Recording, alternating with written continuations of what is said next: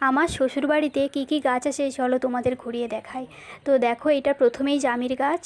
তো কত জামির হয়েছে দেখো, গাছটাতে প্রচুর জামির হয়, এখন ছোট অবস্থায় আছে। তো এটা দেখো আম গাছ। তো আম গাছটাতে একটা পাখি দেখো বাসা করেছে, তো বাসার সামনে বসে আছে পাখিটা। আর এইটা দেখো কাঁঠাল গাছ। এই এই গাছটাতেও প্রচুর কাঁঠাল হয়। আর তুলোর গাছ দেখো, কি এটা একটা তুলোর গাছ। তো দেখো শুঁয়োপোকা হয়েছে কীরকম গাছটাতে।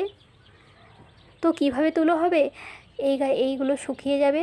দেখো এই যে তোমাদেরকে একটু ভালো করে দেখাচ্ছি, দেখো এই যে এইগুলো শুকিয়ে যাবে, তারপরে এগুলোর ভেতর থেকে তুলো হবে। তো এটা একটা তুলোর গাছ।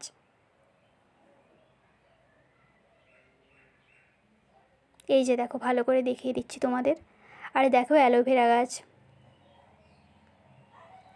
এই অ্যালোভেরা গাছটা জানো তো আমাদের প্রাচীরের ওপরে ছিল, তারপর সেইখান থেকে তোমাদের দাদাভাই এখানে রেখেছে যাতে একটু ভালো করে হয় গাছটা।